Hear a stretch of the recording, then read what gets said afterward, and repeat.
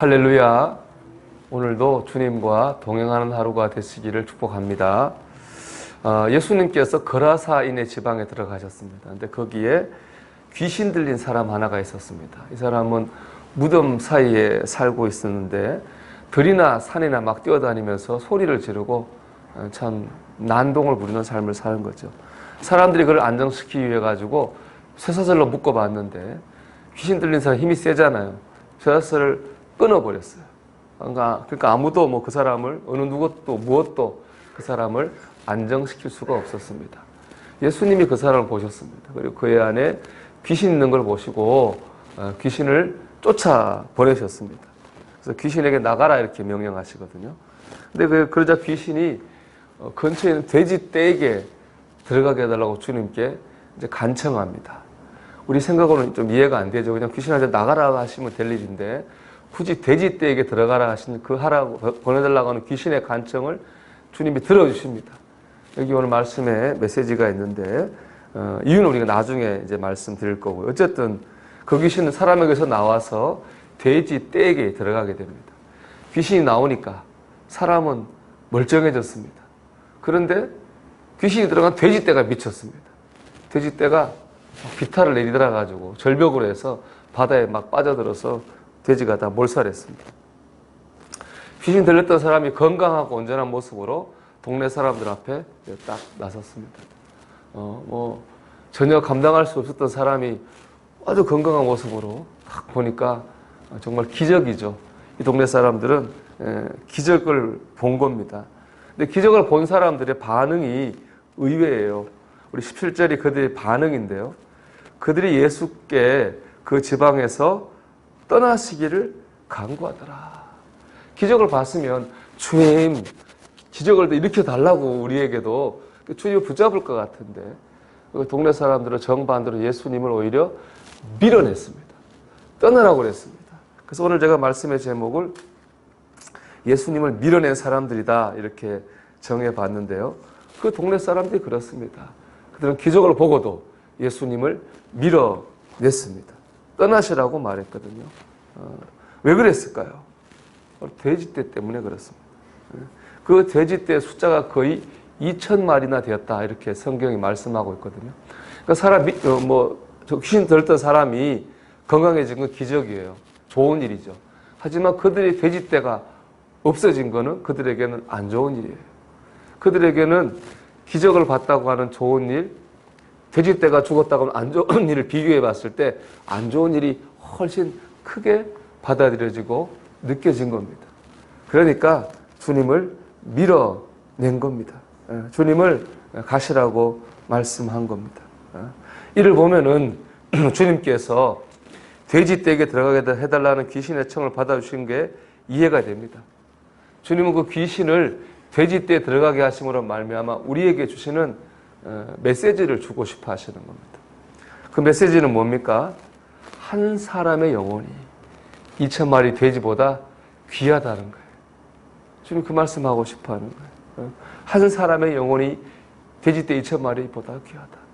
동네 사람은 반대로 봤죠. 한 사람의 영혼이 구원받는 것보다 돼지떼 2,000마리가 훨씬 귀하다. 그러니까 그 사람 건강해지는 기적 봤음에도 불구하고 주님을 밀어내게 된 것입니다. 즉 무엇을 중요하게 보느냐에 따라서 우리는 예수님을 붙잡는 사람이 될 수도 있고 예수님을 밀어내는 사람이 될 수도 있습니다. 여러분 어떻습니까? 여러분 무엇을 더 중요하게 생각하고 있습니까? 오늘 말씀이 우리에게 던지는 질문입니다. 우리는 그러면 무엇을 더 중요하게 생각하고 있느냐 하는 겁니다. 구원받는 것, 은혜 받는 것, 사명 감당하는 일, 축복받는 일이 중요하냐? 아니면 재물, 세상적인 즐거움, 명예 등이 중요하냐라는 질문 앞에 우리가 서야 되는 것이겠죠. 여러분 돼지가 아까워서 은혜와 축복을 포기하지 마십시오. 예수님을 밀어내는 사람이 아니라 예수님을 붙잡는 사람이 되시기를 주의 이름으로 축원합니다. 여기서 한 단계 더 나가야 됩니다. 제가 오늘 목사님 설교를 이 부분 한 거 봤는데 돼지를 팔아서 영혼을 사라 이런 말씀을 하셨더라고요. 돼지 아까워서 은혜를 못 받는 단계를 넘어서서 오히려 돼지를 팔아서 은혜와 축복을 받으라는 겁니다. 내가 가진 게 아까워서 은혜 못 받고 그렇게 사는 불쌍한 삶이 아니라 오히려 내가 가진 걸 하나님께 더 드림으로 말미암아서 하나님의 기적을 경험하는 적극적인 신앙생활을 하라는 것입니다. 천안함이 유명한 게 뭡니까, 여러분? 호두과자죠. 천안 호두과자의 원조는 학화 호두과자라고 합니다. 이 학화 호두과자의 과자를 만든 분은 천안중앙교회 신복순 권사님이라는 분이 만들었다고 그래요. 이분이 1934년 10월 12일 날 이 학화 호두과자를 만들고 호두과자 안에 호두를 넣을 생각을 처음 하신 분이 이 신복순 권사님이라고 합니다. 이 권사님이 호두과자 만든 거는 전도의 목적도 있다고 합니다. 그래서 늘 호두과자 안에 전도지를 넣었다고 그래요. 내용은 이런 겁니다. 내가 여러분에게 이 맛있는 빵을 만들어 지금 팔고 있는데 이 빵보다 더 중요하고도 귀한 빵이 있습니다. 그래서 빵은 바로 예수 그리스도입니다.